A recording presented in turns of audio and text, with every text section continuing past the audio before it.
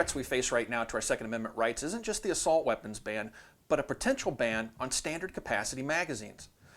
Anti-gunners and politicians, anti-gun politicians want you to believe, or want the general public to believe, that a standard capacity magazine is inordinately large, that it's designed purposely to be massive in size for the purpose of mass shootings and killings, and it really serves no self-defense purpose or no sporting purpose or any purpose whatsoever. That's not true, and this is why. Most states in the country allow private citizens to carry concealed weapons for self-defense. Self-defense is an actual right of the individual citizen. It's one of the reasons we have the Second Amendment. This is a Glock 19. This is the handgun that I personally carry, and it's a very common handgun for use for self-defense. It's popular with both civilians and police.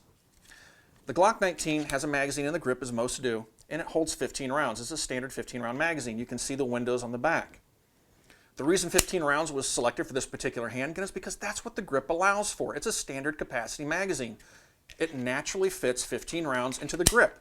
The magazine isn't sticking out. It's not some extended magazine, but it just naturally holds 15 rounds. Our second story out front, Joe Biden. Misspeaking or too honest? You know, in the case of Joe Biden, it is probably both, but let me give you the case. This is the man who is leading the president's gun task force, and here's what he said on Capitol Hill last night. What we're going to do is going to fundamentally alter or eliminate the possibility of another mass shooting, or guarantee that we will bring gun deaths down to 1,000 a year from what it is now. Okay. Even if you agree with what Joe Biden just said, you might find it strange that he'd say his gun control legislation won't stop mass shootings, because he surrounded himself with children who wrote the White House letters about gun violence when he said this 2 weeks ago.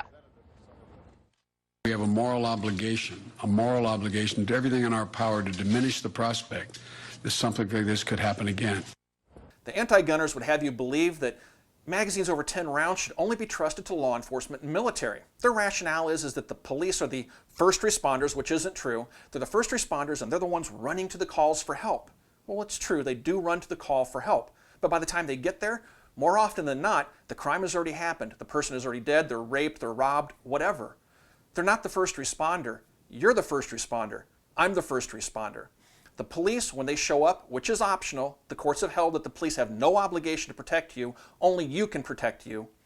When the police show up, typically it's to catch the bad guy after the fact, to try to collect evidence so they can prosecute somebody for the crime. You're on your own, folks. The police, when they do show up, they also typically show up in force. The police have radios. The police have all the modern firearms. Police have body armor. Police have pepper spray. But they always have backup. When the police respond to a call for help, they come in force, they're highly trained, and they can take control of the situation, usually with more than one officer arriving.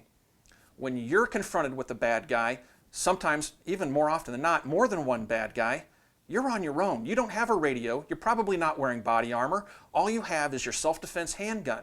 So the logic that the police need more than 10 rounds doesn't really hold water with me. Who needs more than 10 rounds? Who needs a standard capacity magazine? Who needs the best tool for their self-defense possible is you and me, not the police. The police are a small army. We're on our own, so why disarm the people that are the actual first responders? Why limit my ability to defend myself and my life? Anti-gun politicians like Joe Biden admit that their gun laws will do little to nothing to curb violence. Criminals, by their very nature, break laws. That's why we call them criminals. When you pass gun laws and magazine bans, the only people to surrender their firearms or these magazines over 10 rounds are the law-abiding citizens, and they're not the problem. The criminals aren't going to surrender anything. There's millions upon millions of these magazines and firearms already out there in circulation, so all they're doing is making the job of the criminal easier.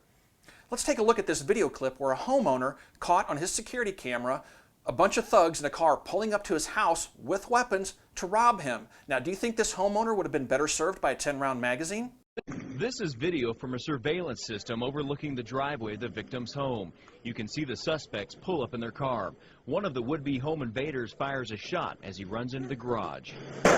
Within seconds, several more shots ring out. Investigators say these came from the man inside the house. Look closely. Shards of glass fly as bullets hit the front windshield. Where were the police? Did you see the police anywhere in the video? The police didn't show up until a long time after this already had happened. The criminals were long gone. As a matter of fact, they never caught any of them. They all got away. Most of them fled on foot and one drove away in the car. The homeowner was the only person. He again was the first responder, one man against several, and you would disarm this person, or you would say, well, you know what? You only need 10 rounds. Anti-gunners are people that aren't really in the gun community or have never been involved in a self-defense shooting, oftentimes think that robbery is just one bad guy against one victim, and that's rarely the case. As a matter of fact, many times robberies take place with more than one bad guy. Robbers aren't stupid. They understand that if they come in with more than one person, they can take control of the situation, much like police take control of the situation when they show up with more than one person. So taking ammunition away from the law-abiding citizen, taking it out of that magazine, is crippling them and putting their lives in jeopardy. Let's take a look at this little old lady. She's in her 70s, I believe, and she owns a jewelry store. 5 thugs rush in the door to take charge of the store, to rob, potentially kill this person and her customer. Do you think she would have been better served by just a 10-round magazine? Surveillance video shows a white Ford SUV backing into a handicapped parking space. Then one by one, 5 suspects file into a Garden Grove jewelry store. The masked men then attempt to rob the store at gunpoint. Barely half a second later, they would leave empty-handed, chased out by one very angry store owner. The store owner was in the very back of the store, and through a small window that separates the main area of the store to this back room, she armed herself with a handgun. As the suspects barge in, they order everyone to the ground, thinking they have the upper hand. But the store owner would soon turn the tables on the armed robbers. Here's another video clip that's fairly popular on YouTube where another elderly man in an internet cafe defends himself and the lives of the others in the cafe. 2 thugs come in the door, one armed with a baseball bat and the other armed with a handgun. The elderly man waits for his opportunity to pull his own concealed carry weapon, and then he starts to shoot at the bad guy with the gun. He chases them out of the store again. Do you think this person would have been better off with 10 rounds or 5 rounds or a single shot pistol? Let's take a look at the video clip.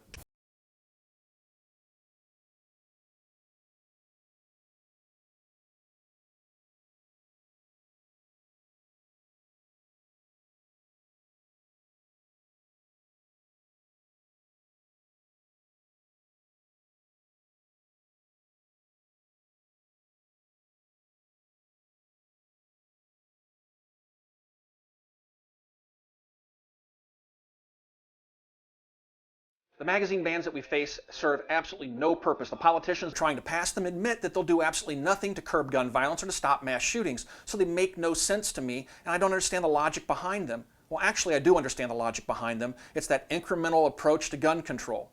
But that's not the point. The point is we cannot allow these laws to pass. We need to be able to defend ourselves. We are the first responders. The anti-gunners say that only the first responders should have magazines over 10 rounds of capacity. I agree with them.